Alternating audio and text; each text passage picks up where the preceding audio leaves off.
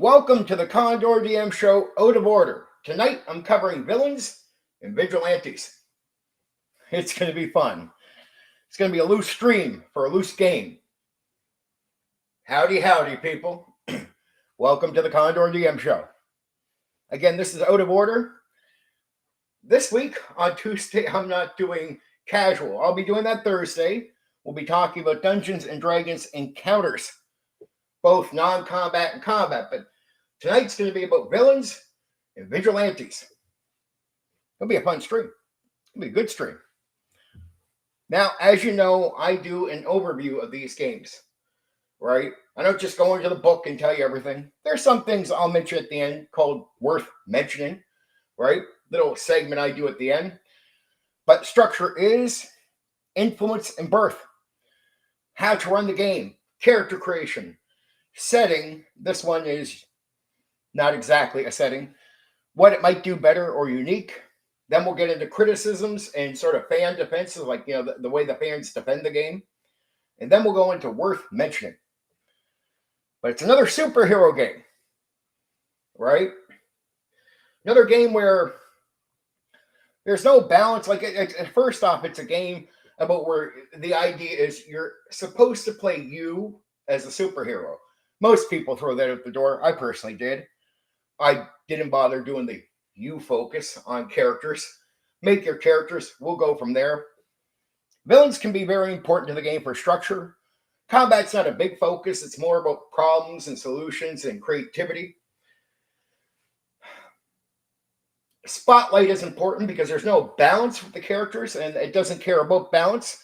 But in a way, balance is brought by the game master, by the situations created. What could seem like a useless power can be very useful depending on the situations, right? The creativity of the players, it's a very loose game on that end. So it's a focus there. Villains give the game a lot of structure where there's almost very little structure, right? Now, if I have any connection issues, because it's been giving me some warnings, let me know. Oh, it's rough and tumble. The whole game is rough and tumble. The game is down to, even powers. It's all about interpretation by the game master. The game is very, very, very loose. So Villains and Vigilantes is a game that it's not going to really lead you to a good game. It really depends on the people. So if you care, you got the right kinds of people, you're going to get a good game. If you get people that half-ass, or a game master that doesn't redirect back from, say you start joking around, no, it's a comic book, you got to redirect back. To me, I prefer this a little bit over DC Heroes. DC Heroes, another game where it's like Batman and Superman, but Spotlight can be important. Spotlight is another way, it's another game where Spotlight can be the way you manage some of the game, right? And combat's in the game, but it's not a major focus. It really is about the situations, you're putting the player characters in. And then creativity on the players, because powers are not so... It really comes down to interpretation by the game master. And then the way the player is going to pitch how they use those powers in the situations. There you go. That's a big portion of the game is on the people, right? That's my little lead in. Remember, this is casual time, hence why I'm having one of these before we jump into the serious stuff and have a good time. Have a good time. Villains and Vigilantes. I'm covering most of the hero games early in the year here because I got so many war games and other games I want to focus on later in the year that I've been burning through these, like Heroes Unlimited, DC Heroes. We'll hit Champions at one point, but for now we're going into this. It's looser, faster, but loose and fast all depends on the people still, right? And the game can be a little breaky. It's not made for long-term campaigns, but you don't really, when the game sort of has a little bit of a crash, it's a game that's meant to, pace is very important. So the idea is the game master doesn't stop the whole game to try to figure out, no, it's like you sort of got to make a quick decision, solve the issue, and move on. It's a game where the intent of the designer is to, where you play heroes, the hero is you. Most people, honestly, that I've encountered throw that out the door. It's like, just make a hero character, right? So, game depends on the people.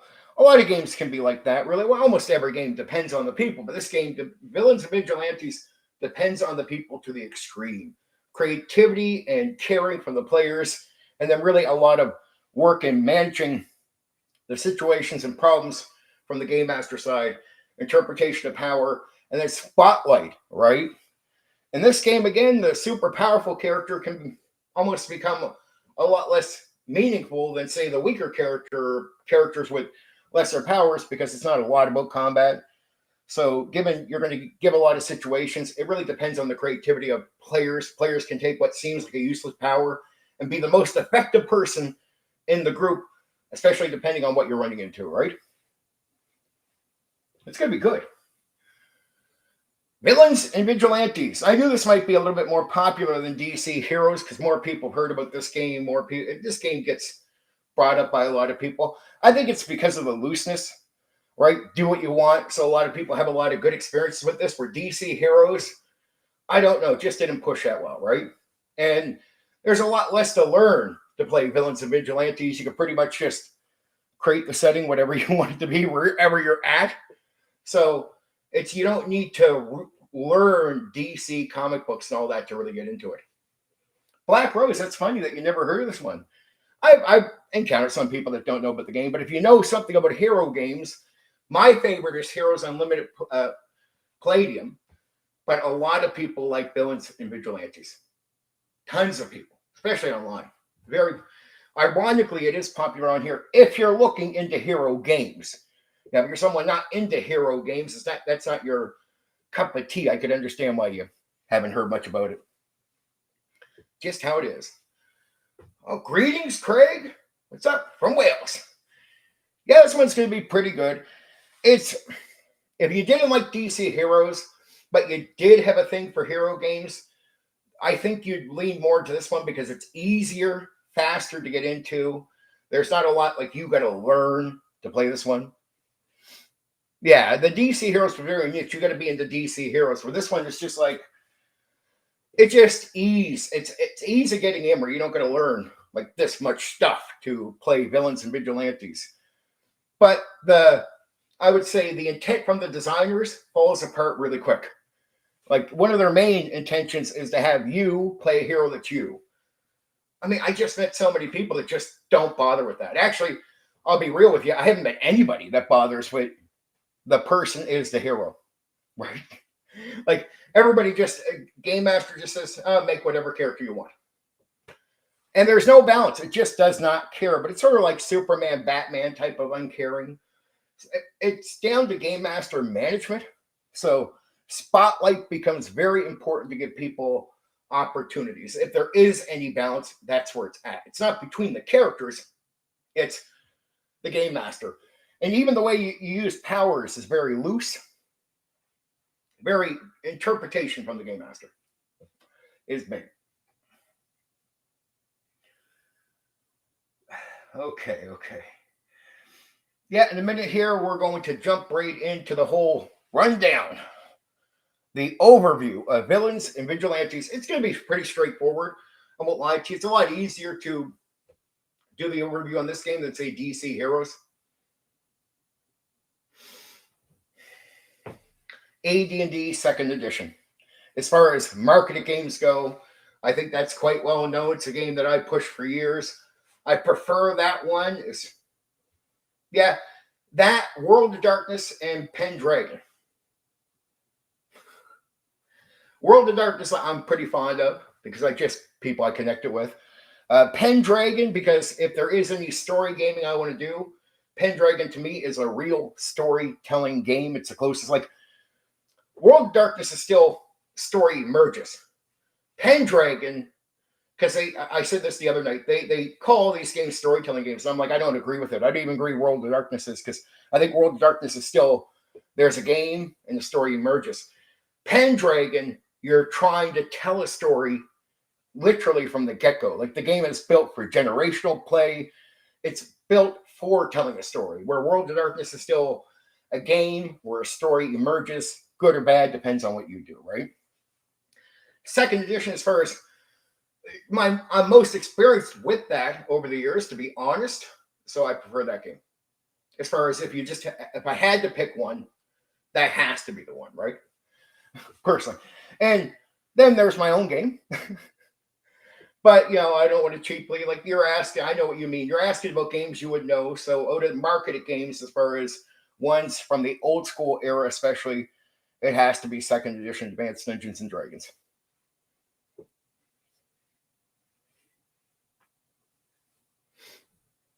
Yeah, I hear you, Craig. It's a lot of things are niche, right? A lot of things are niche. Sci-fi is niche. Superhero is niche. There's a lot of niche things, but when you run into the people that like the stuff, they immensely like the stuff, right? Like it's like super fans. That's what I found. So when you run into the niche people that like say Star Wars, like tabletop role playing games, or even Star Wars, they're super fans, right? You'll notice they dress up in their costumes. Even World of Darkness is another bit of a niche, but when you run to those people, a lot of them are, they would say over there, goss and stuff like this. Okay. All right. Well, we're at the time where we start the overview. So let's get right into it. It's going to be fun. I'll answer this right quick. Do you think games are too railroady, strict compared to games from back then? I say it still depends on the game master. So, yeah, it does sound like a website, Black Rose. So, no, I can't say games are purposely forcing railroady stuff. I would say it's still down to the people. It's always been up to the people. And railroading isn't always that bad. There's some players that have the minds to be as free as they want to be, and they prefer that. But that's players that can take the initiative. Then there's players that will sound like they complain about a railroad, but you put them into the game and you go, okay, what would you do without, say, putting pressure on them? They don't do anything. I'm like, dude, well, either you do something or you're going to understand why railroads exist. They exist because of players like you that you put into a game and do nothing, right? So if you just sit around twiddling your thumbs, that's why a railroad exists. If you don't twiddle your thumbs and you're active, well, then you'll get why you can be in a sandbox and pretty freely play and choose your own path. But you got to work with a game master there, right? You got to work with the game master because pressure will be put on them for being judged if a game goes sour, even if it's your fault as a player. So I say railroads aren't as bad as people make them out to be. And really, what's a railroad?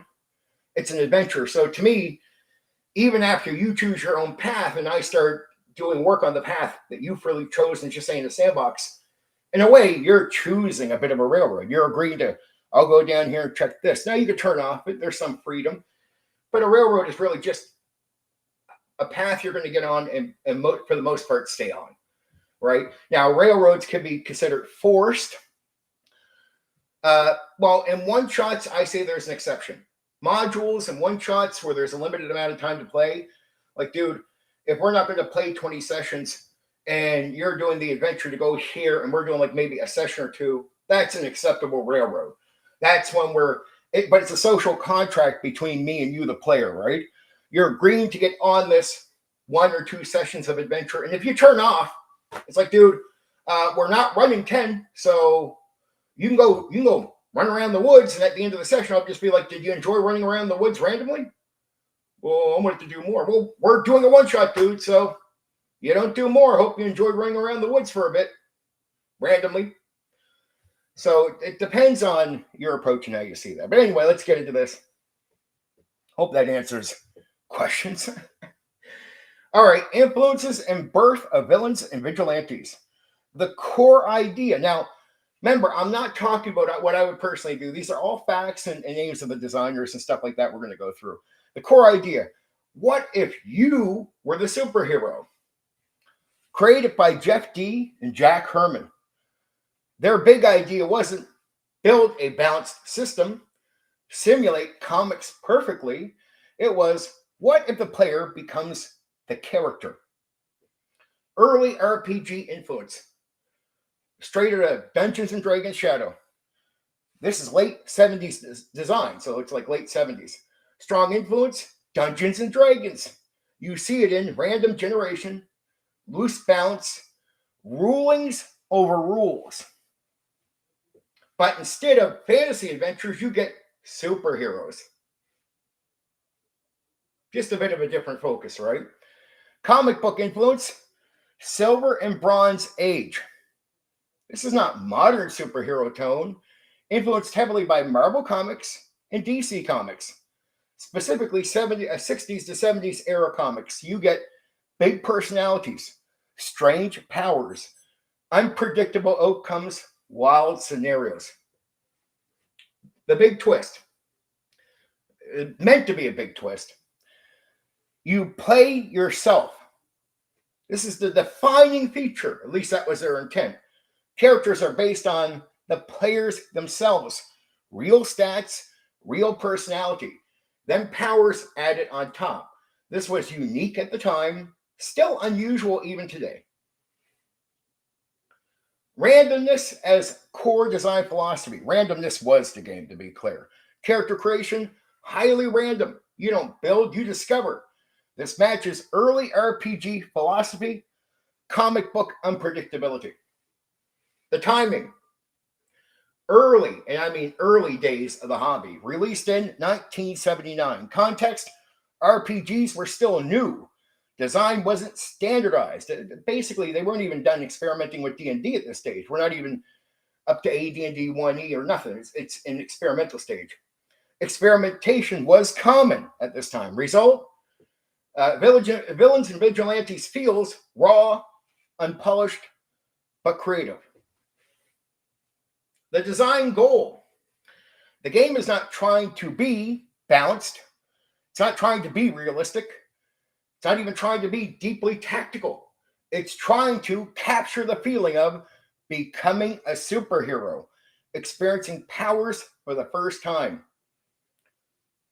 What makes the birth of this game unique compared to other RPGs? It's not about classes, systems, structure. It's about identity, imagination, and personal connection. Villains and Vigilantes didn't start with a system. It started with a question. What if you were the one who got superpowers?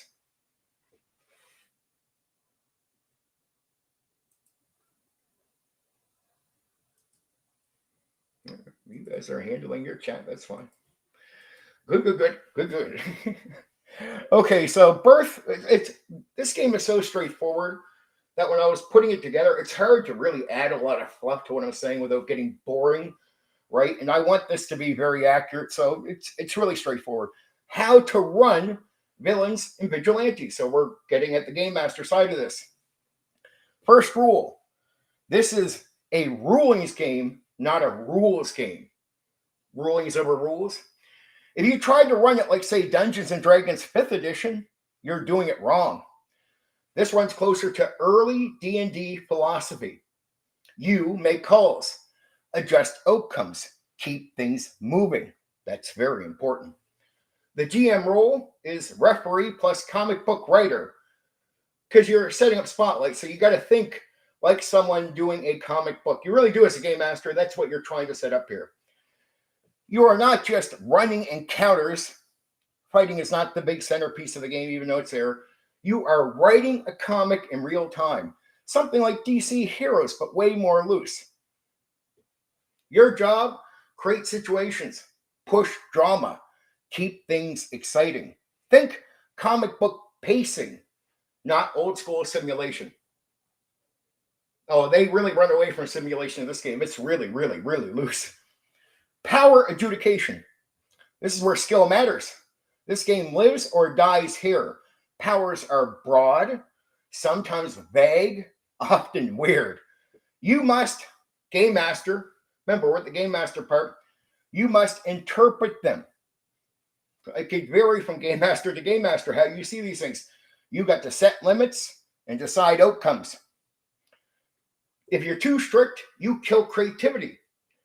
If you're too loose, the game becomes chaos. The game can be a little breaky, so you gotta. There's a center there. You gotta find it. Again, players are going to want you to be consistent with this stuff. Combat, fast, swingy, and dangerous. Combat is not deeply tactical. not highly balanced. Expect big hits, sudden shifts, unpredictable outcomes. Run it fast, energetic, like comic book panels. Player expectation. Embrace chaos, or embrace the chaos. Players won't be balanced, have equal powers. That's intentional. It's important to know that's intentional. Some characters will be stronger, some will be weaker. Your job, make everyone feel relevant. That could do with spotlighting right there. That's your balance of spotlighting. Something like the DC hero thing where it's Batman, Superman. Well, how do you make Batman as important given how strong Superman is? It's all about coming up with situations where their abilities, both abilities, can be used, and then making sure you're giving spotlight time to each to be able to use them so a weaker character doesn't feel useless. And actually, in this game, there's a lot less focus on combat, and you're looking at the situations. Sometimes the weaker character with a creative player can become more important to the group or the game than the strong character. Scenario design. Think episodes, not campaign arcs. Structure sessions like villains appear, problems escalate, heroes respond, big confrontation, like comic issues or TV episodes. Villains, big personalities matter more than stats. Don't focus on perfect balance, focus on style, theme, motivation. It's to make it fun, right? Memorable villains, mechanically perfect villains, that's not what you're worried about. Mechanical is secondary to memorable, exciting, fun, right? Tone, pulp, not grit. This is key. You want action, drama, fun, not grim, dark realism. Think classic superhero energy. Not everybody pulled all this stuff off. So I talk about this, and some people will be like, well, that's not my experience with it. Well, it's quality of the people you game with. I can't say any more than that. That's why this game is so loose that it really depends on the people. The game doesn't do a lot of work of just getting the weaker people in the hobby to the place you'd want them to be for a great experience. Just the honest truth. Common mistakes. Trying to balance everything. Equal power levels. Fair fights. This game doesn't support that at all. Overrule rules, lawyer power. So getting too technical kills the fun. You don't want to get too technical in this game. Actually, it's when the game gets breaky, instead of trying to get technical and fix the issue or find where the issue can be fixed, you sort of just got to make a ruling. Rulings over rules and move on because the game is meant to be paced and move forward. Running it too slow, overthinking outcomes, breaks pacing. Pacing is so important. The pace of the game, like this, the speed and the flow is really important in this. Again, I think this game comes down more to performance than the book doing a bunch of work for you. Like the game doesn't do a lot of work, you do a lot of work, so it's performance from the game master and the players. Ignoring the you as a character concept, treating it like generic heroes. I would say in the designers at the time, it misses the core identity of what the game is supposed to be. Now, my own experience, I'll be real with you guys, is away from what they expect is most people didn't focus on you, the hero. Some did. I honestly never seen it. I was told that some actually did this. Everyone I've seen try villains and vigilantes just made up whatever hero they wanted to make up. Sometimes maybe inspired by who they were. Like there's a piece of them in the character, but make whatever you want. That's how I ran it. I'm being real with you. What good villains and vigilantes feels like. When it works, fast-paced action, creative power use, so you got the right people really focused on the game, big comic-style moments, wild, unpredictable outcomes. It feels like playing through a comic book. Villains and vigilantes works best when you stop trying to control it and start letting it feel like a comic book. So it's less focusing on a game than it is focusing truly on just the experience to the point where the rules or mechanics can take a back seat to making sure the feel of the game or the feel is comic book and The pacing is very important. Character creation. First rule here. You are the character. Again, this is a defining feature. You don't create a fictional hero first, even though I told you many do. You start with yourself, your real world stats, your real identity. Then powers get added. This is not optional in the original design. This is the core concept. So in the original Village of Vigilantes, it's not optional to not make you. But we're talking old school. Old school, a lot of people just, to a degree, do what they want. But there's still an element there. A lot of people still stick to it, the rest of what the game is trying to get to, the looseness of it and everything. It's just this concept, I personally found, didn't hold that well. Okay, roll your attributes, old school style. Stats are rolled randomly. Strength, endurance, agility, intelligence, charisma. No point buy, no balancing. You get what you roll. Random powers. This is a big one. You don't pick powers. You roll for them. You might get energy blast, flight, telepathy, or something very niche. Result, wildly different characters. No balance between players. This is intentional. They don't want you end up building the same characters. They want it to be random and different and unique. And they want you to be forced into using things, right? Like using what's there, being forced to use it almost for the randomness. Remember, there's a lot of random in this game. I can see comments going by, but I assume they're not directed at me, which is fine by me. That's good. You guys chat away. My cat will scurry away. Okay. Power levels vary a lot. Some characters are extremely powerful. Others are very limited. The game does not try to equalize this. That's part of the experience, is the fact that there'll be these major differences. It leans on you, the game master. Spotlight situations where, as long as you're making it where there's a variety of things that can be done in the situation, made for a variety of different characters, you're fine. Oh, one moment. Go away, kitten. I'm busy. Have to react to my cat, because if I don't give some type of reaction, he'll cry endlessly. He just needs to know, hey, time out. No, you're busy out there, and I have company, so that will take care of that. Okay, so powers need interpretation. Powers are not fully detailed systems. They are broad descriptions. You and the GM, the player and the game master, you work together here, define how they work. Set limits, decide interactions. What that means is, look, the game master is going to interpret, but the game master, because it's so loose, can be very open to the way you'll come up with ways to use the power. So you might pitch to the game master, hey, could I do this with it? And so it's really a pitch, and then you and the game master are sort of coming together to see how that plays out. Game master is authority here at the end of it, but most game masters are pretty much going to sit there and let you give them a pitch, really come up with creative ideas of how to use the powers, because it's not all direct in the writing. Trust me, I'm not being mean to the kitten. I love the kitten. Kitten just needs to hear some verbal. I'm busy. Okay. Secret identity is built in because you are playing yourself with powers. Secret identity matters more than in many games. Real world connections, personal life, double identity. This creates role play opportunities, narrative tension. Equipment is secondary. Unlike many RPGs, scare is not the focus. Your powers define you, not your items. Common mistakes. Trying to balance characters, adjusting powers to match. That's not the design.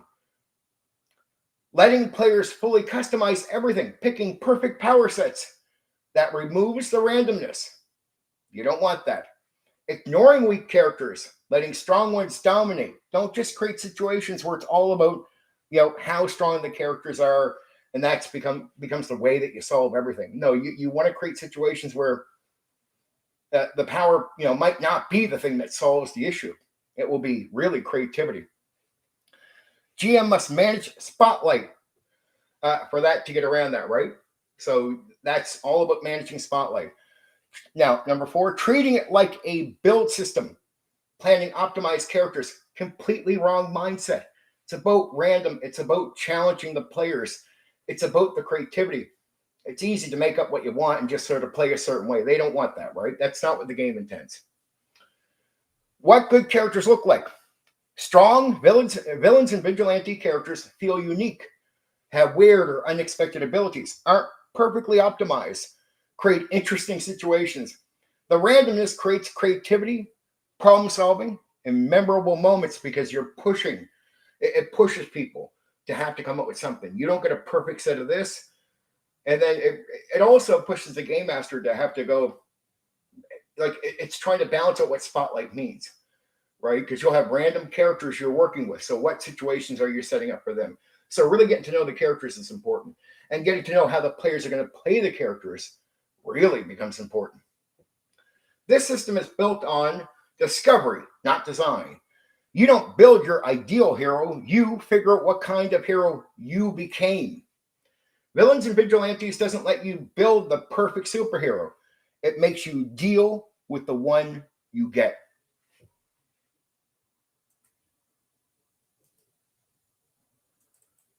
Okay, we're going to talk about setting, but when I say setting, it's unique here. Okay, the core idea, your world, but with powers. There is no detailed official world. Deep lore setting, defined timeline. Default setting is the real world, your city, your country, your life. With one change, superpowers exist in your reality. The tone, classic comic book reality. Even though it's real world, it's not realistic. It runs on comic book logic, pulp actions, big moments. Think everyday life plus superhero chaos. Secret identity matters more here because characters are versions of the players. The setting naturally includes jobs, family, social life. This creates double life tension, stakes outside of combat. Villains are the real world building. Since there's no fixed setting, villains define the world. Criminal masterminds, superpowered threats, themed enemies. Each villain adds flavor, tone, and direction. Flexible scale. You can run street level crime, citywide threats, global danger. The system supports all of it. No built-in canon. So I told you earlier, unlike DC Heroes, it's easier to get into because you don't need to learn all this stuff about the history of DC Comics and their specific settings. It's a lot of make it up as you go, to a degree. So no built-in canon. Unlike many games, no official history to follow. No correct version of the world. You build everything as you go. So it's a bit of make it up as you go, right? It really is. You take the real world that you're already working with, wherever place you're in, and then you're applying all this fantasy. And it's the superpowers and bringing villains in to sort of make the real that you know colorful. That's the idea, if that's where you're going. Strength of this approach, fans like it because easy to start, no lore barrier, like I said, immediate connection. You don't need study time or setting prep. Where it can struggle, let's be honest, no strong identity, no iconic world. Depends heavily on GM creativity compared to setting heavy games. It can feel empty if not developed as you're going. So you need to make it into something interesting. The more you know about your personal place and you can really put something to that helps. Most RPGs give you a world to explore. Villains and Vigilantes gives you a world you already know and it tells you to break it. Villains and Vigilantes doesn't build a world for you. It turns your world into a comic book. That's really it. So if you're playing with local people, it's a lot easier. or at least people that have grown up, like say you're playing online, like the more people that are still connected to the place you're going to run the game in, and they know enough about it, it's good. It can help. It can make this a lot easier. It can be difficult online if you got people from all over the different places, and you're like, okay, so where do we play the game, right? And then that sort of can become a bit of a barrier, teaching people that aren't from a certain location about the location. Oh my. Give me a second.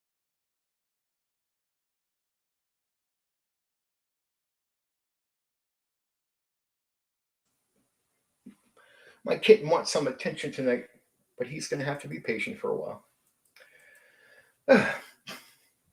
So what it does better and uniquely, if you want to say better. Okay, one, you are the hero. Concept, still rare. Most superhero RPGs, you create a character. Villains and Vigilantes, you play yourself with powers. Why this stands out?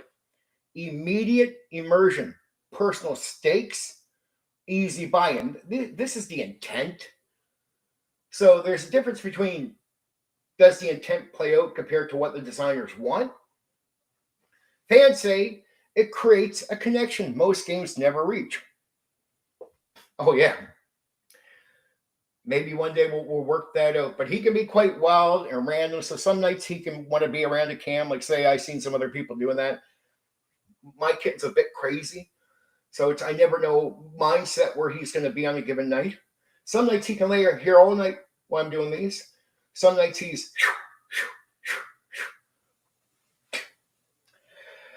I love him. He's cute. Name is Louie. I show him off sometimes, but that's only when he's in the mood to be around. Right now, he wants me to take him outside and do things, and we don't just let him out around where this is because of how the place is. So he has to wait till I'm done the stream. He can be patient. I've taken him out like 3 times today. True random character creation. Not controlled random. So really random, chaos random. Most games give you choices, balance tools, builds pass. Villains and Vigilantes, you roll and deal with it. Why fans love it. Forces creativity, creates unexpected heroes. Feels like discovering powers. Compared to champions, point by controlled, Villains and Vigilantes, chaotic, unpredictable, and raw. I like this more than DC Heroes because of all this sort of chaos and randomness. Because the reason I like it is I'm pretty good at running games. So it plays up to me there. And I collected some really good players when I had my experience with this. And we did DC Heroes, and that's a lot of control. There's a bit of control, something in the vein of this. But I did DC Heroes before this, ironically. And I got used to the spotlight in building comic book stuff. So in this game, I had no problem balancing out the difference in characters because I'd already learned it. It just gave me more freedom. And there was less to learn to play it. So I like the idea that I can just make shit up, right? I do them. I'm already like that with games. I like a game that D&D, Dungeons and Dragons, is one of the only old school games where you can make up a lot of what you want. There's a lot of games that it's almost better to play them rules as written, right? It's sort of set up with lore and everything. This is a rare game where a bit of like the lore, at least of the world, it gives me freedom and it actually expects me to. It just doesn't give you much to go on, right? Okay. Fast, high energy combat. Most superhero games can get slow, especially heavy systems. Villains of Vigilante, combat is quick, swingy, dramatic. Why it works? Feels like comic book panels. Big moments happen fast. It's not a big focus of the game, though. Emphasis on creative power use because powers are loosely defined. Players use them creatively, good players, solve problems in unexpected ways. Fans love freedom over precision, imagination over rules. Give me a moment.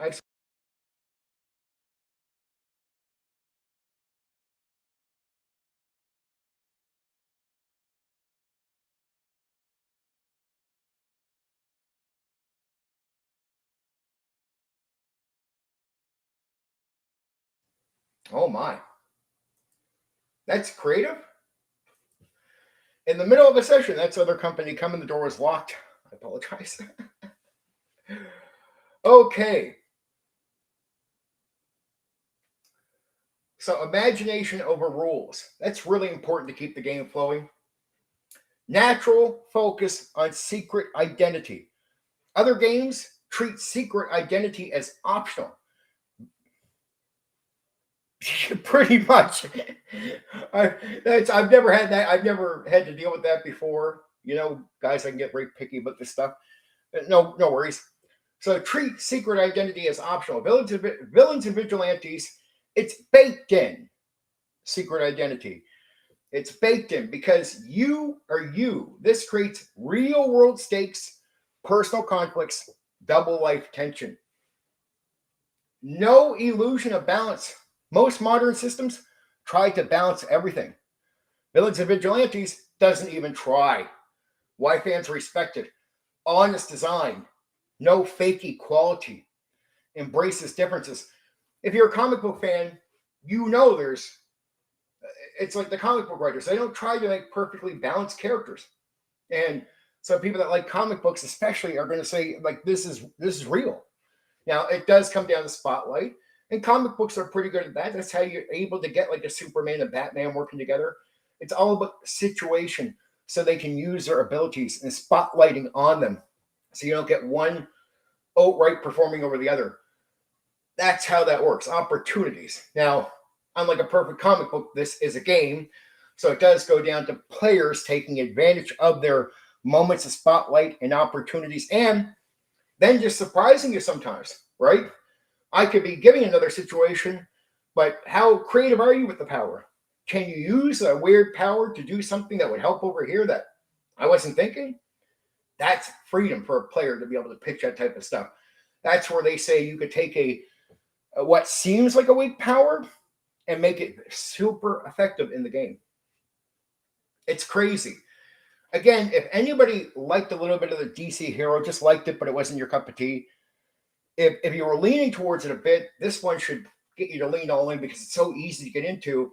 And then really, if you're a creative player, Villains and Vigilantes is your freedom. It's freedom without a lot of, this is exactly what something is. No, it's like, man, how can I use this power that doesn't seem effective, but I'm going to make it effective? Pure comic book chaos. Some superhero RPGs aim for realism, simulation, tactical depth. Villains and Vigilantes aims for comic book feel. That means wild powers, big swings, unexpected outcomes. Fans say it feels like reading, playing an actual comic. Accessibility, in a strange way. Not easy rules, accessibility. So it's not like easy in that way, but it is easy. But easy to start playing. That's the aim here. It's easy to get in and go. Why? No deep build process, no heavy planning. You roll, get powers, start playing. I mean, it really is that quick. Like it's quick. It forces GM skill development. So this game is a lot more about performance, both on the player side for creativity using the powers, but the game master it really is on you to improve how you interpret powers, how you spotlight the situations you create to create the spotlights. Performance on you is very important. So it forces GM skill development because rules are loose. Balance isn't handled by the game exactly at all. Not even exactly, just at all, to be honest. The GM must think fast, adjust constantly, manage spotlight. Fans argue it creates better game masters. I would agree. Where fans say it beats other superhero RPGs compared to Champions, which is heavy in detail, Villains and Vigilantes is faster, more spontaneous, less restrictive. It wins at energy, creativity, and unpredictability. The big picture, Villains and Vigilantes doesn't try to simulate superheroes. It tries to make you feel like one. That's the intent from the designers, mind you. Villains and Vigilantes doesn't try to uh, do like a perfect superhero formula. It captures the chaos and excitement of becoming a superhero.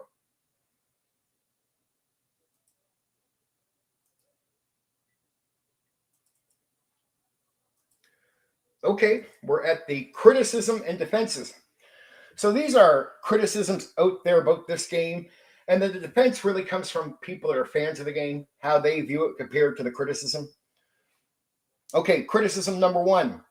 The random character creation is a mess. The issue. You roll, stats, powers, result, massive power gaps. Some characters feel useless, others dominate.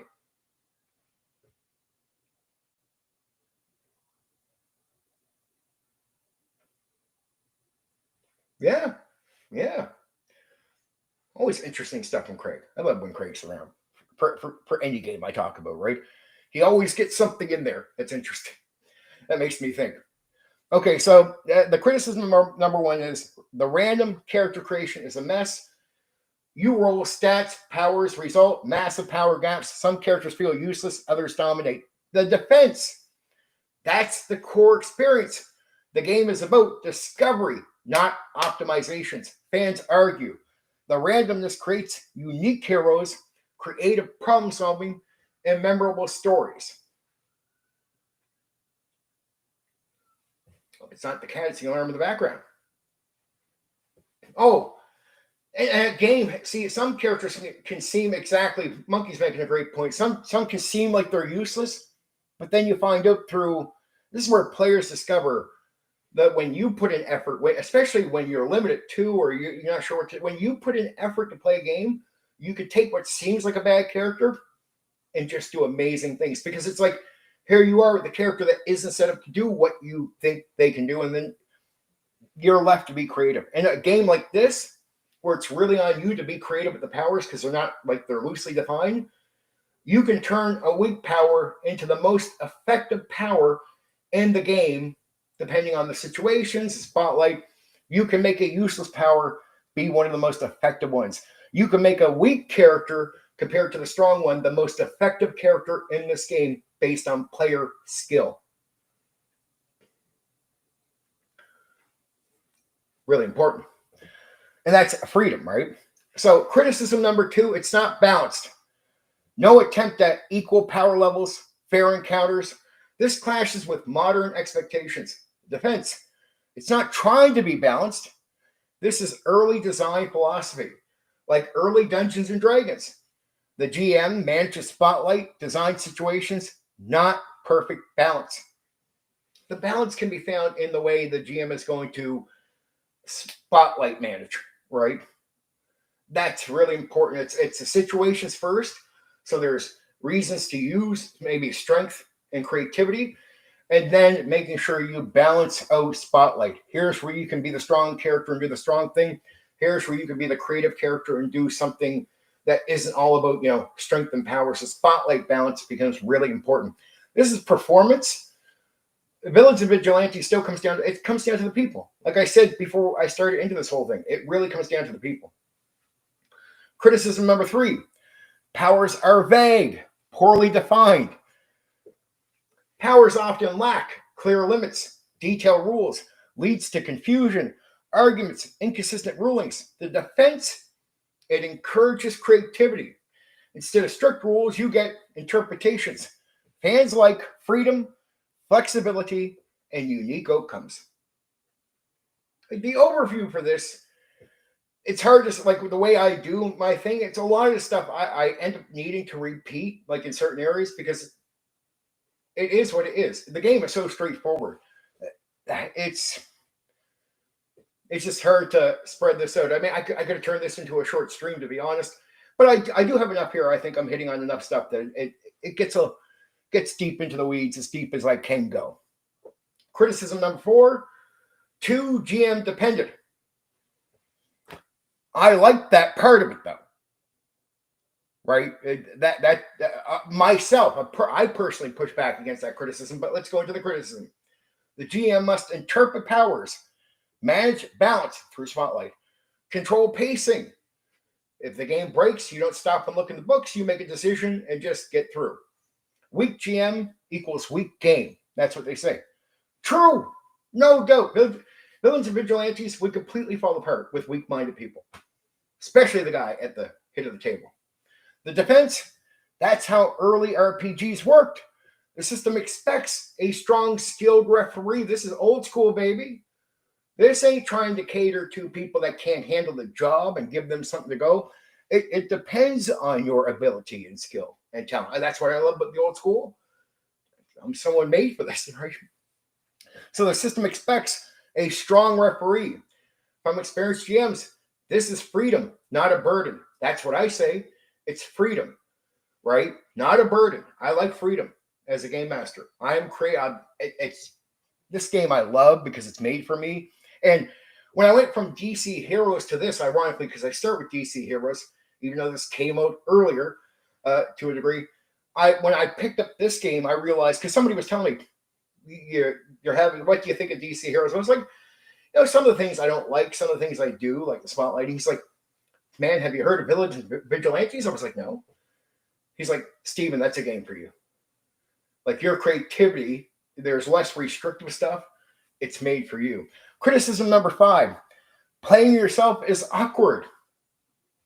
The issue is some players don't want to play themselves, find it uncomfortable. Defense.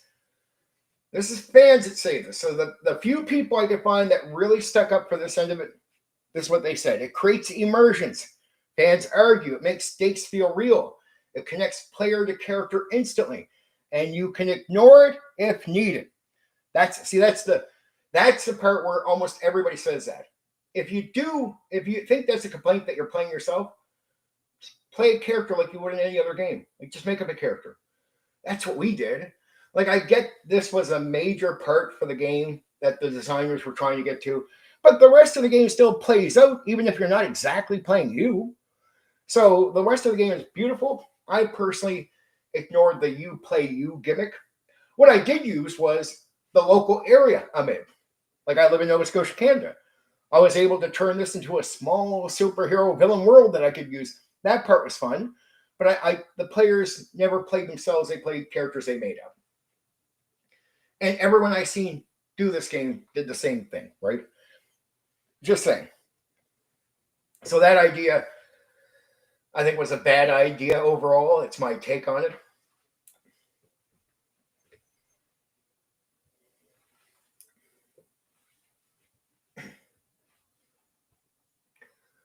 Yeah, I wasn't big into DC Heroes. I was just big into the idea of playing a hero, like running a hero game. Like I like Marvel. I like just the concept. DC makes you delve into DC. This game gave me what I wanted because now I could make it up. And I like making it up more than I like being pigeonholed into DC comics. I wasn't a big DC fan. I just like the idea of superheroes and comic books. And I read a variety of comic books. More into Marvel, I'll be real with you, than DC. But it is what it is. Criticism number 6. Combat is swingy and unpredictable. The issue here, big power differences, random outcomes. Fights can and quickly feel chaotic. The defense, that's comic book logic. See, where something seems broken to somebody who's trying to play a perfect game, if you stop looking at it just like a game and go, it's trying to recreate something you see in a comic book, then it starts making sense. Fights are dramatic, unpredictable, story-driven, not tactical simulation.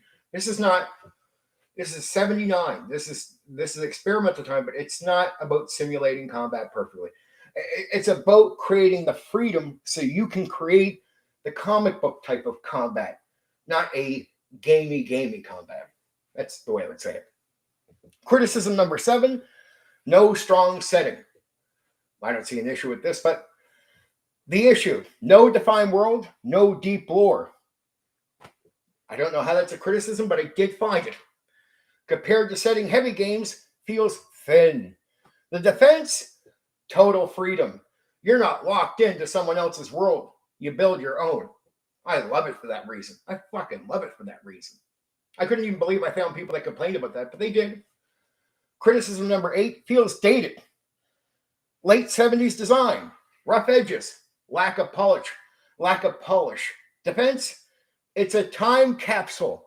Fans appreciate its raw creativity, its experimental nature.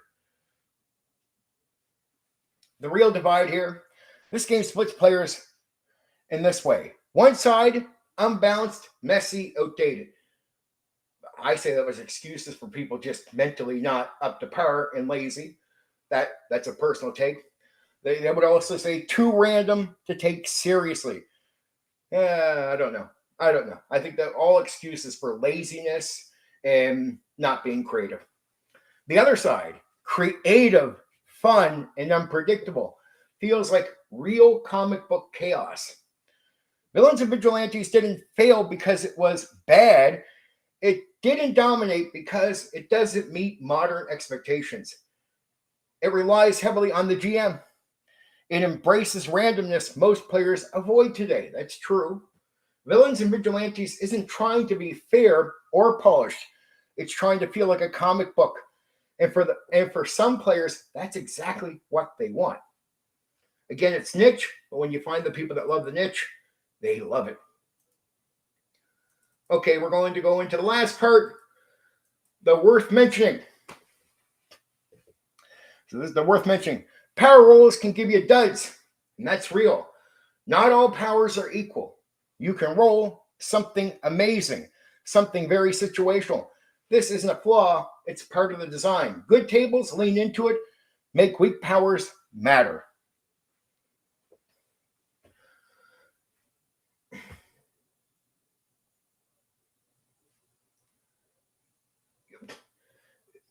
Craig, perfect. Craig understands the looseness and creativity of this game without the expectations of lore. Craig, you're 1,000,000% right. This is a game where you could just do a lot of shit with it when you think about it creatively. It's meant to aim towards that, but you could take this loose bit and go, all right? Okay, power levels are not standardized. Even within the same power, one character's version, another character's version can be wildly different. So from one person to another, it depends on how you play with it, right? Can be wildly different. This comes down to GM interpretation, context of use. So it's a mix of who the GM is and the player. So you could see one game master with a player running that power, an interpretation between the two of them that they've agreed on, the way he's using it, the way that can seem very different from the next table when you see another GM, another player using the same power. Interpretation, because of loose, undefined powers in this way, means they can just be used very differently. Actually, it depends. You can evolve your view on it, and with a new player in a new game of Villains and Vigilantes, the power can get used completely different. And just here's a player using it in ways that I never thought of before, and maybe I've evolved my thinking on it, right? So that's important. Intelligence is a big deal. Unlike some RPGs, intelligence heavily impacts learning, problem solving, power use. Smart characters can outplay stronger ones. Combat can end fast.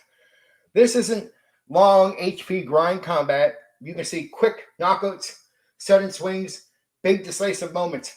That's intentional combat pacing. Villains often have the edge because players are random. Villains are designed. The GM can build threats with purpose. This creates real danger and a need for teamwork. Team dynamic matters more than balance. It's about team play and less about the individual character. Because characters aren't balanced, that's why team play becomes important. Success comes from cooperation, creative problem solving, not equal power levels. Powers are only as good as the player using them. I've said from the get-go, it depends on the people. Same power, different players. very different results. So it just, some players could use it amazingly. Next player is a complete dud, right? If they're not really made for being creative. And they don't get a creative mind. The system rewards creativity, clever thinking, not just raw power. Actually, not. It rewards clever thinking more than anything, to be honest. The system assumes GM flexibility. Rules are loose, sometimes unclear. The expectations, GM fills the gaps. If you run it strictly, it does break. So you got to be loose in your thinking when it comes to this game. Advancement isn't the focus. You don't have strong leveling systems, constant power growth. The focus is situations, stories, encounters. Tone can shift easily if you let it, because the system is loose. It can become serious, silly, chaotic. Good GMs keep tone consistent. So if you start with a tone, it's serious or whatever, if people start making a joke out of it, like turning it into a comedy, it's on the GM to manage it back to a serious tone, right? To bring seriousness back, to bring that back to where you want it to be. If you want to, so let's see. Villains and Vigilantes isn't about what powers you get, it's about what you do with them. And there you go, folks. That's the overview of Villains and Vigilantes. I hope you enjoyed that. I did. Work casual time. It's slightly just around an hour getting into it. That's pretty good. Happy with that. Craig, you're right about the you could take a lot of different ideas and like, yeah, you could Howard the Duck. Yeah, you could do that with this. You could take the looseness of it, not the powers or focus on superheroes, but the looseness of the approach of this type of game back, because it's experimental stage, right? Cool, Monkey. I hope you like that overview. I mean, it really does explain the game. Nothing I said, if you go to try the game, everything I said will line up. So the way I said the Game Master lines up. The way you'll play it lines up. And it's easy to get into. Yeah, it's basically, it's less complicated than DC Heroes. It's like, imagine you took DC Heroes and just took the lore out, took a lot of certain expectations out, but you went to the Spotlight gimmick and the way they explain Spotlight, which DC Heroes just does a better job of explaining these things to you because it came out later. No, but I'm 100% Monkey. And I'm someone who just, the more loose it is, the better it is for me. Because I like GM skill, I love that. Not needing to teach a lore about a world. I like that. I like that I can just make up my own stuff. I'm a make up my own stuff type of guy, right? Creative as hell. So it really appealed to me. And just a way of getting into superheroes. But it's learning the Spotlight. It's about improving you as a game master, I would agree. The Spotlight thing became important because it taught me that in DC Heroes, but more of this, to be honest, when I finally got into this, because I just got better at it by the time I got into this. I took the Spotlight concept from this back to D&D. Meaning just looking at the characters in the D&D groups and being able to go Spotlight. Oh, this one? The first one. Because that's what I did. So I don't have an opinion beyond the first edition. Like, remember, I only talk about what I've actually done. So I did 1979, first one go. It's just ironic I went to DC Heroes first before I got to this. Well, Greg, I'm glad you did. And this is just ironically, it came out before DC Heroes, but I say it's better. Because just, you don't have to worry about the lore dump. And it really, I pick up many things. Like from Traveler, I picked up pressure for sandboxing. Pressure means pressure on the characters to get movement, right? From this, I picked up managing, spotlighting different characters. So when I went back to D&D, I started learning, like, what's the difference between the characters and making sure it's spreading out spotlight time. Like, here's a moment where you can be important as a character in the game. Here's a moment where your stuff can be important in the game. and really making sure I manage that well. And so every time I stepped out and stepped into other games, I always picked up something and took it back.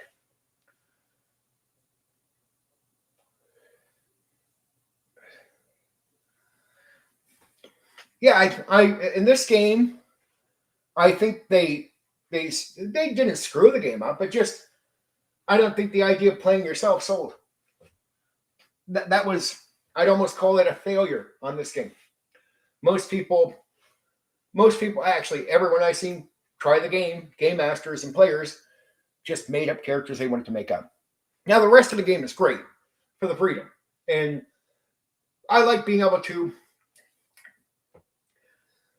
There's a lot less arguing here. Here's what I mean. Here's what I like about it. GM authority becomes important here, so there's a lot less rule lawyer arguing. Powers are about interpretation. So, however I interpret it, we can't really get into a big nerd war over the whole thing.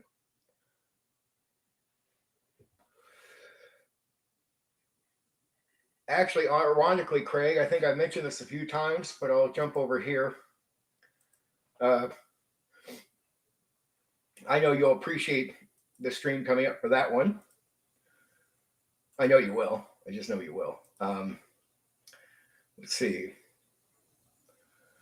So after this, of course, Encounters, and then Empire of the Petal Thrones I'll be covering on the weekend.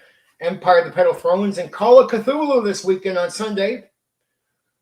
And then Warhammer 40K, Chivalry and Sorcery, Middle Earth role-playing, and then Space Opera on the 30th. Now, I know that matters to my friend Craig there, so I am covering that a bit. Not a bit, I'm covering that.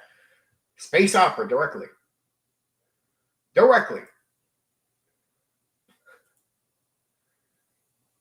I really hope you guys enjoyed this one. I'm not going yet, just checking a few things here right quick.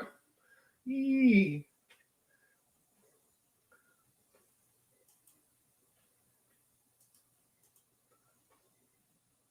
Yeah. And Connection ended up staying pretty good. Sweet. Yeah, so Space Opera is coming on the 30th. And on the 23rd will be Warhammer 40K, which I know some people are looking forward to that, right?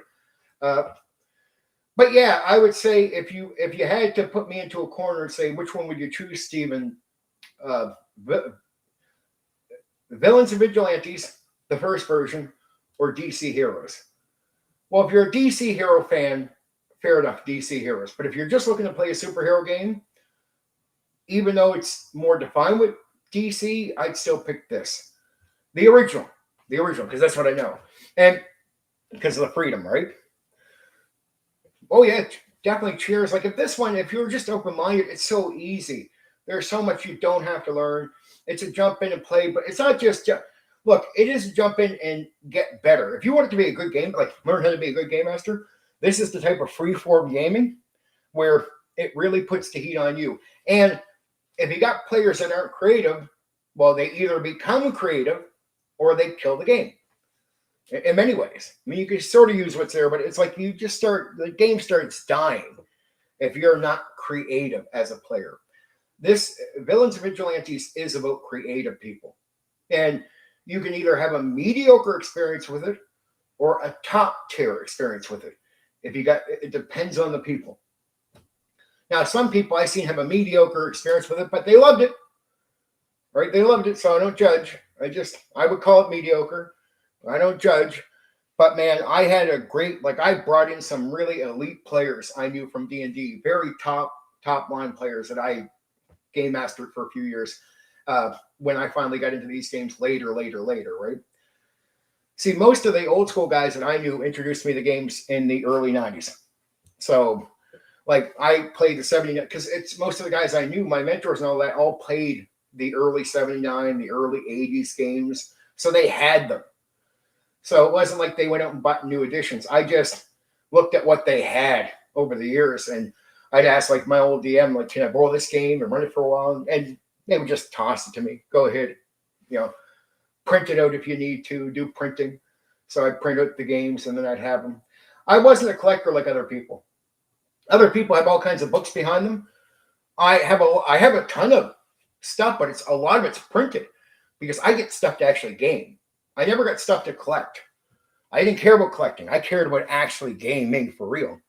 So printing to me I was never sour with that at all.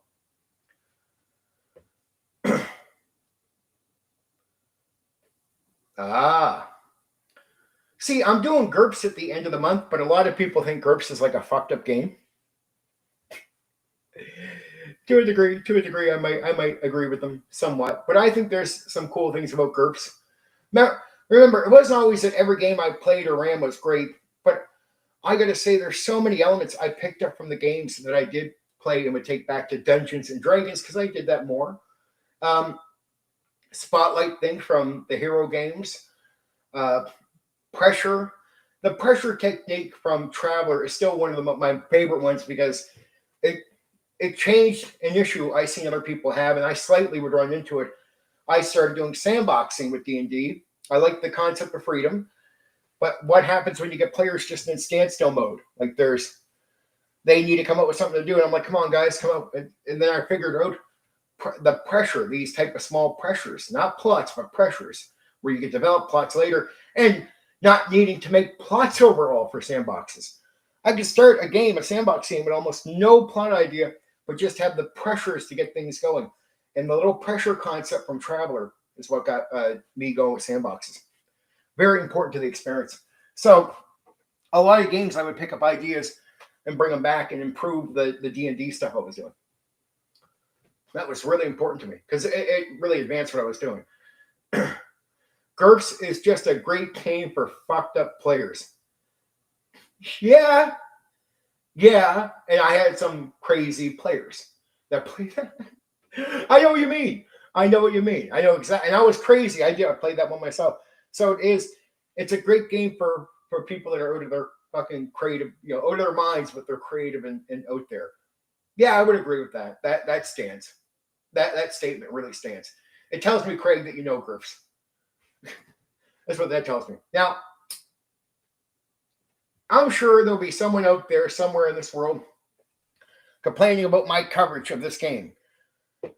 Because they'll say I didn't cover everything. Well, I don't know how many times I have to detail out how I cover games. So when people go, you didn't cover this, so that means you failed.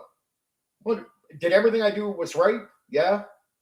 Well, I only do an overview. I don't do everything at once. And if I want to come back and talk about this game, there's more additions, more material for me to research, so I can talk about Villains and Vigilantes again. I'm not a half-ass YouTuber. I don't throw everything into a short-term game. So it's me, I think, long-term. That's why I don't do everything at once. If other YouTubers out there are half-assed at being YouTubers and don't know how to do this and have a hard time with content, that's on them. Maybe because they throw everything into one box all at once and they got nothing to say later. That's on them. You go half-assed at YouTube. Don't tell me to follow your rhythm. And I do this for the audience. I don't do this to appease other people that they're bitching. I was told somebody was laying down a challenge. Kiss my ass. You're half-assed at YouTube.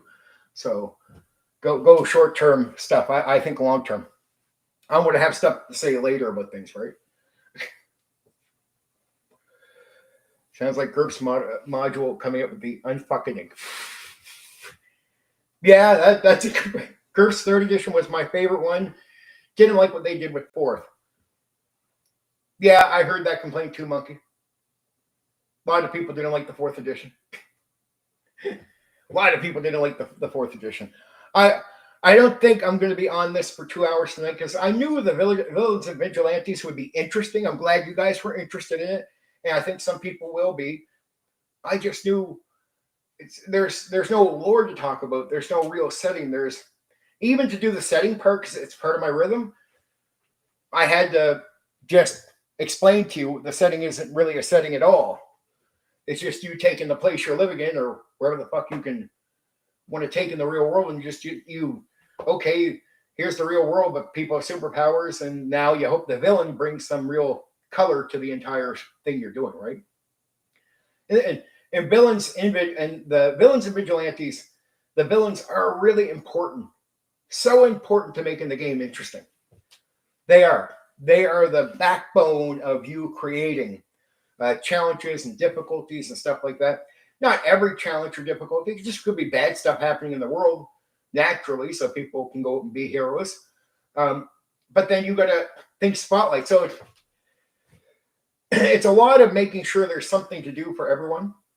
And then because they have to do them sometimes separate, because they're going to have separate abilities, spotlighting is really just about measuring out time to people. And then within the time in the spotlight, they need things to do. So it doesn't matter if the character's weaker, there has to be something for them to do. The stronger character, there has to be something for them to do. The great thing is I learned how to do that with the DC game first, ironically. So I knew how to set up situations where it's like there's something for all these different characters to do in each scene, and then spread out spotlight. But like the DC hero thing, it doesn't concern itself with balance of strength. So you can have one character who's super powerful, all kinds of good gimmicks, go to the randomness lucky, and another character is just completely weak. And you know, the abilities can seem useless, but that's where you're going to lean on creative players. And creative players could take what seems like a useless power and make it the most effective thing in the entire game.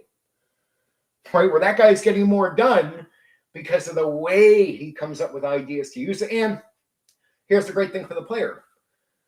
He can actually pitch things to the game master because there's not a perfectly defined thing on it, right? Well, you made it at the end here, Bruce. I hope you do rewind this one. Villains and Vigilantes is one of my favorite ones. It was a good hour. I've covered the parts, but I think you'll like it when you go through it. Sorry you're getting to the live at the end. To let you know, Chris, if you're going to be here, it's this Thursday, is Dungeons and Dragons Encounters. And I got some important things to talk about. But again, that's another example of me having an area of D&D where I covered everything that I could for the old reviews for the old games, but I had so much leftover material. Like I could have turned OD&D and Beckme's stream into a 6-hour stream. I could have turned AD&D 1E into a 6-hour stream. Second edition, I could have turned into a fucking 8-hour stream. If you look at the modules, the settings, and then you count all the splat books and all the extensions, just insane shit. So I didn't do that, of course. I did overviews of the core game, so I have so much material. I'm going to cover Encounters this Thursday, but here's the weekend coming. Call a Cthulhu Sunday.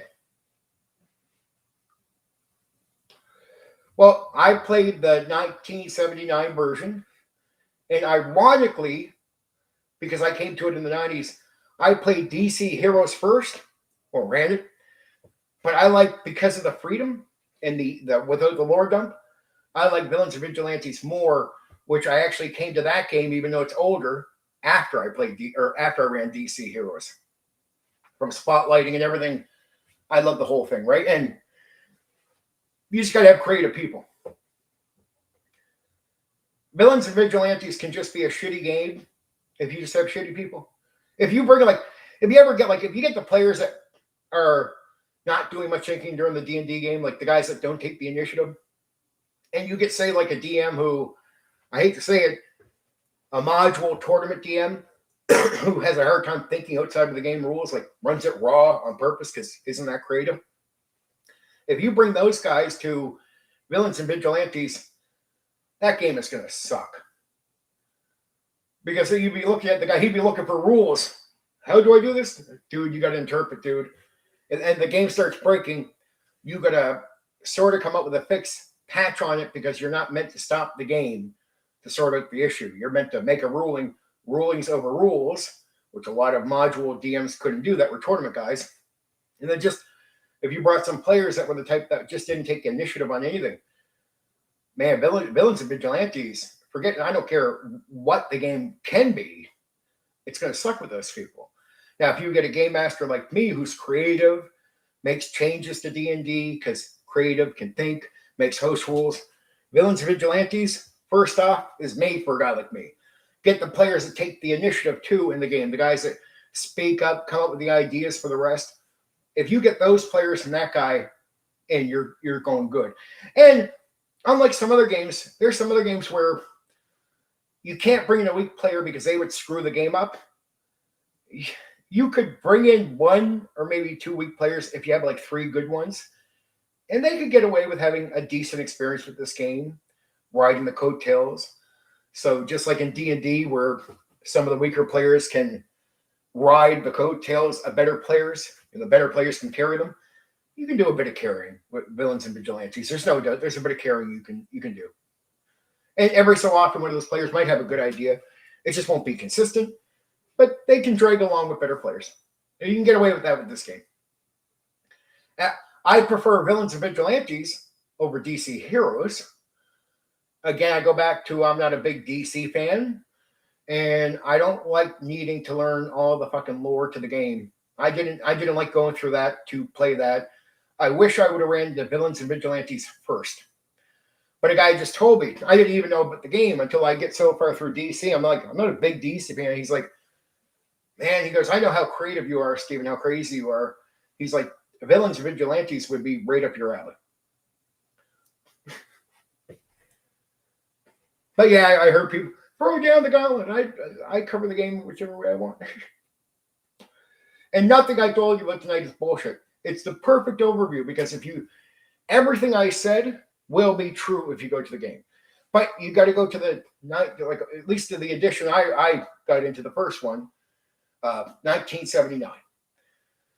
And it's sort of good because it's at the stage where whatever these are not standardized, and in a way I think that's what comes with the freedom. The only part that I would say you probably want to skip is you don't need to have players play themselves. Heroes Unlimited is better. But the personal thing, personal. I like Heroes Unlimited because it's more structured. I like the freedom with villains and vigilantes, but on comparison, I would take Heroes Unlimited every day of the week. Also, I go back to Heroes Unlimited is my favorite Palladium game, and I think if you want to look at the Palladium rules, for all the criticism I hear about Palladium games out there, I'd be like, well, I don't. When I played Heroes Unlimited, the rules are perfect for it. Like that's where it's just smoother. Actually, I think in a way, my criticism about Palladium is the more they so-called advanced it, the more they wrecked it. But that's sort of my view on WotC D&D as well. I like old school D&D, right? And the freedom. So as you go into this, the book runs the game concept. That's why I don't like old school guys bullshitting and saying, oh, this is all about raw. I'm like, yeah, if you're a tournament guy. But old school is not about raw. Not about rules as written. It's about free thinking. It's when you get to the newer editions that you get the book runs the game. The DM stops being king. Old school is the DM is king. But how can you be the king if you run it raw and the book runs the game? Suddenly you're not king. The book is king.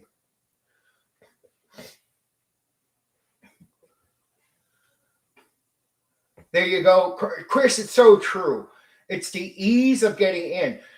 Villains and Vigilantes it depends on performance from the people. That's where the game really is. It's going to make or break on who is running it, on who is playing it. If you get certain people, can suck. But there's some people out there, I hate to say it, they just don't have the experience of something better.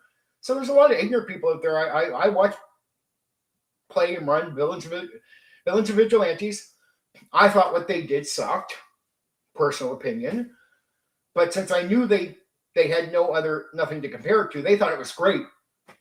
I just thinking to myself, like to the players I would see sometimes, like, well, if I got you my game, it'd be fucking great. But it's again, I'm going to challenge you in ways that maybe that game master's not.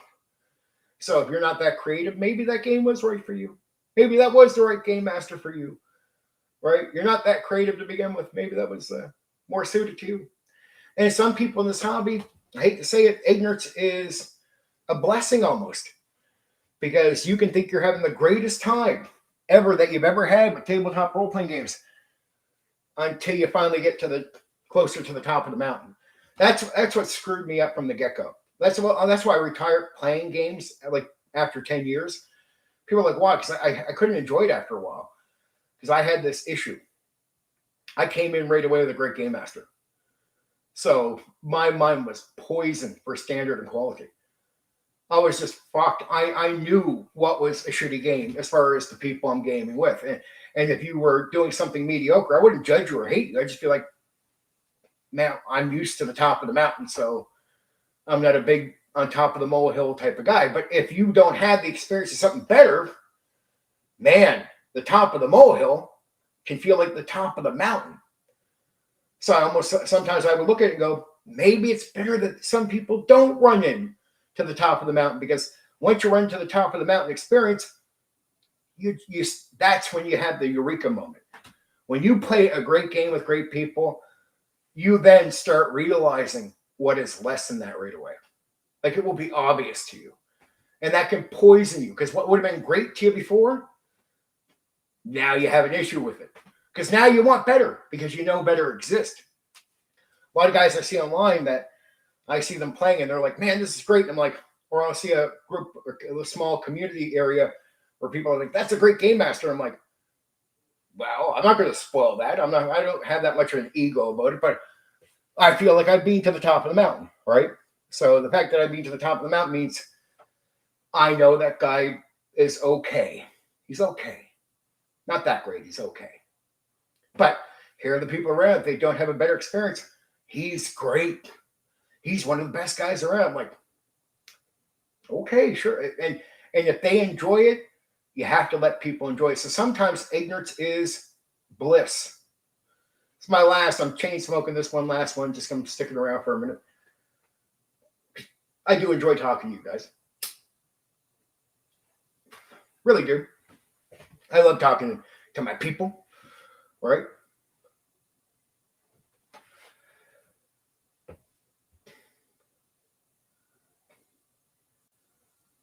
Yeah, I did the DC hero coverage. Almost ironically, I covered these games in the same way I actually experienced them, because even though Villains and Vigilantes came out before DC Heroes, and that way I cover it the same way I experienced. I did DC Heroes first, ironically, and then you would almost look at it like going backwards, but I actually felt like I didn't go backwards. I went to freedom. And the freedom and the ease that Chris was talking about getting into Villains and Vigilantes, good. Oh, Chris G's been around before. He's the guy who knows the Axe 2 designer, right? He'd like to really see me have a chance to interview the guy, but we'll see if that changes. Yeah, Chris has been making a few comments and back around, so I'm happy to see him around. And again, because I just know the game is hot for a lot of people. I know I'm doing D&D encounters. It's going to be fun because it's casual night where I sit down. But after that, here's another. Saturday is Empire of the Petal Throne. Ooh. Take a look at that game. It's going to be unique. You're going to like that. All you're going to like that if you have time for it. But Sunday is Call of Cthulhu, the game that was hot in many places in different. Like Craig was telling me, in the UK it was pretty hot, but especially hot in a place like Japan. Call of Cthulhu outscored D&D. I mean, it was hotter than D&D in Japan. At least for certain points, I guarantee it. Call of Cthulhu was the hot fucking game in Japan, right? Maybe in South Korea, but I just haven't looked into it. I just know in Japan, it was a hot ticket game. And I like Call of Cthulhu. I do. It's different. Like, don't go into it looking for D&D for even the superhero games. It's mystery, it's weirdness, but it's cool. And it's well liked by a lot of people. So I'm hoping that's going to be a stream that gets a lot of people around. That's going to be good. Right, Call of Cthulhu. But Empire of the Petal Throne. I mentioned that game to a few people last couple weeks. Like, never even heard of it. I'm like, good. See you there Saturday, right? But remember, casual is more about me. Like, I do some stuff that doesn't sound so hot, but I promise you it is. Thursday is going to be sit-down casual night talking about encounters. I promise there's something interesting about that. I promise you. But it gives me some more casual time with you guys, right? The metal. Craig, I love the play on words, my friend. I love the fucking play on words. I love that you have so much knowledge about this stuff. It makes it good. I love having you. I love having you all around, to be honest. But just everybody brings their own uniqueness, right? But yeah, Call of Cthulhu and talk about mystery and investigation. Well, hey, monkey, that Call of Cthulhu definitely plays up that scale. There is no doubt. That's definitely one of those mystery investigation type of games, right? There's, it's not exactly your spy game, but it's in the vein of mystery. And a lot of people either they love Call of Cthulhu, they've done Call of Cthulhu, but for the few people that haven't, they keep hearing about how great it is. They hear snippets. I want to definitely have them people come along and go, here's the overview. I'm going to let you really understand the game. Like, I'm going to teach you the game. Like, what you need to know that will be true when you go to the game, right? Villains and Vigilantes, I don't need to, all these games, I don't need to go over every detail. It's just whatever I tell you will be the true experience you're going to go have with the game. No matter how many additional things, little small details you're reading the games, what I say will be accurate and on. So if you like the review, if you like what the game sounds like, I promise you when you go to the game, that will be what you're getting. That will be what you're getting. My reviews are accurate in that way, right? My overviews, right? So there is value. It's pitching the games, but it will be accurate to the experience you're going to actually have. So all these are good on that level. It's just, I found that I can achieve teaching you what you need or want to know about the game, sell the game, and do all that without needing to mention every detail from the books. So I'm not going to go open the book and go, here's exactly. I can do the quick script stuff and just do overviews. That's a lot easier. It teaches you everything you need to know. All the advice for how to run the game will be true. How you're going to view character creation will be true in every one of these streams where I talk about this stuff, right? Again, the only odd piece tonight was doing the setting area. And then for each area, it's coming up with a lot to say, where I think I had a lot to say, but there's just a few areas where I have to keep repeating certain statements because it's true to the area. But Villains and Vigilantes is pretty straightforward. It's more about understanding. It's less about what the game is giving you in a certain way. It's more about you and what you bring to the game. So the more real advanced experience you have with Villains and Vigilantes is based on the people. That's important. So if you know good people, that's going to be a good game. If you know a creative guy who can run it, and you know some creative players who are taking the initiative, and Villains and Vigilante is a game where I'd say to have fun with it, it can't be like a beer drinking night. It's a game that it just is this. If you half-ass, you're probably not going to have that great of a time. But if you're someone who gives a fuck and you're willing to put the creative effort into what you're doing, that's when you create the memories. That's when you do the crazy things with the powers. And again, it's all loosely defined, right?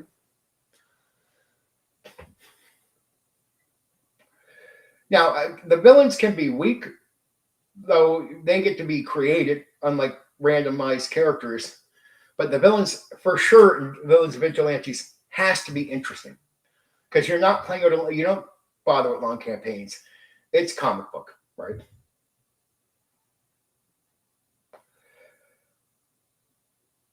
Well, at the end of this, I'll be over an hour and a half. That's pretty good for the stream because I predicted I'd only get like an hour and maybe some casual talking. But you guys know me, I talk like a fucking machine, right? I say it's only going to be an hour, and then I talk. And then I repeat some stuff because I know some people are showing up a little late. And I want to drill some points too. So when you walk away, that stuff is dug into your mind, that you understand this for real. So if you are interested in it and you want to go get the game, I've drilled the points that you need to know to get the best out of it, right? So don't be into the idea of the game. If you want to get what is the best out of the game, the stuff I am repeating, those drill points about the quality of the people, the creativity, boom. Though I wish to this day, I somewhat appreciate how I started into the hobby, but I have to admit, I almost wish I started sort of more in the mediocre zone and then built my way up to the top of the mountain, because the top of the mountain thing fucked me, because I I'm not a forever DM. I've had games after I sort of stopped playing because I'm pretty good at playing the games, any game. I've had games offered to me forever. I've never lacked in having a game offer. Even now, I have people that will still offer me games to play now. I'm not a forever DM. I call myself or a forever GM. I'm a dedicated game master. That's the way I describe myself. Not a forever game master, a dedicated game master. Because of the high experience, I have a hard time finding guys that are going to run a game that I like in a way that I like it, that I'll enjoy. Just being real. So I don't really enjoy the games from the player aspect anymore. And I actually enjoy the game from the game master aspect. Some people are there like, man, I got to run a game again. Because most game masters I do meet would prefer, in most cases, to play. There a lot of guys are amazed when they meet me and they're like, man, you want to play? And they find out that I actually prefer the game master over playing. Like I prefer. I actually have a better time game mastering than I do ever playing. Now, unless I found a miracle great game master, which I just have not found. I started off with a guy who taught me how to game master. I just never found a guy that was as good as him. Poison. Great experience, but it fucked my head. Because then after that, I'm like, I want the top. I want the best. And I'm a creative player. So put me in a game where it's not the best guy running it. And I can be really nice and I can be all that, but I get bored. I get bored because I expect people to be at the top of their shit. Like I hated DMs that could not think outside the box because I could. So I'd be like, well, what if I want to do this? And I blow their heads up and I'm not meaning to, but I just feel like, okay, that bores me. Okay, that guy can't handle it. All right. And other players around me that just never had that experience, I could just realize they had so much more fun than I did.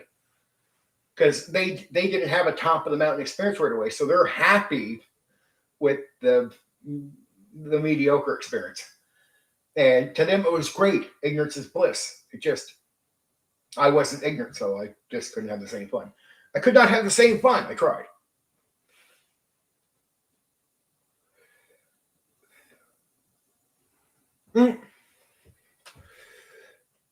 See, you're the forever GM because mostly you'll be expected to, but you enjoy it at the very least.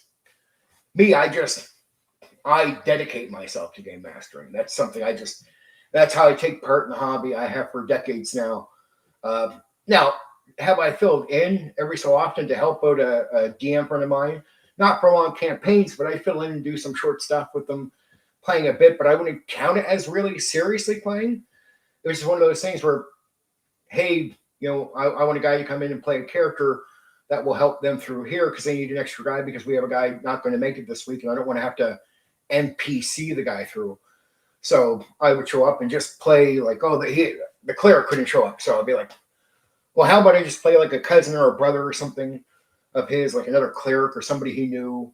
And I come in and play just for a good week. And they could trust me because I'm pretty good at playing. So you could throw me in the middle. Like it could be like, all right, you're going to be playing a level 4, Steven. I need you to know that, yeah. As a game master, I know everything. So don't worry, I'll play the guy right. And I'll make sure the players all have a good time. And every game master, the reason I keep getting invited in over the years is every time a game master invites me in, they look like a champion. Because I don't embarrass people. I go there to help. I want to have the best experience I can have. I want to make sure the players are having a good experience.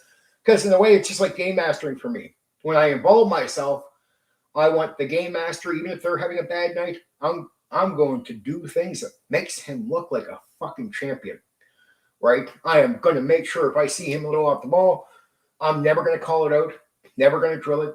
I'm going to do everything in my power to make sure that guy gets back on track without anything obvious, without embarrassing him, without doing anything. Always my aim. And then focus on, because I'm a game master more than player, so when I play games, I'd always let everyone else get the spotlight. I just didn't give a fuck. Like it's about your players, dude. Let me help your players out look like champions and have them play. And they just be at the end of the night like, man, we had a great time playing with you, but Steven, like all the focus went on us here and there. And yeah, did you enjoy it? Yeah. Well, then I enjoyed it because I still get in my enjoyment out of making sure everyone's having a good time. I still, as a game master, that is something I always like to walk away knowing everyone had a good time. It's not about how great I am. It's a team sport. So it's all about people having a great time. Okay, guys. I'm not going to get to 2 hours, and I do hear the cat crying again. So I'm going to call it here. Take the cat out. I love you all. Thank you, Monkey. Thank you, Chris G, for showing up when you did. I hope you can be here for the Call of Cthulhu and the Pedal Throne and the Boom. And Craig, love you. Always love you throwing good stuff out there. I appreciate you all. You know the deal, right? Okay. And I hate to run when I'm just getting a bigger audience, but they're coming in for the thing. So people that are around now, if you want to hear this, do some rewinding. Check it out. It's worth it.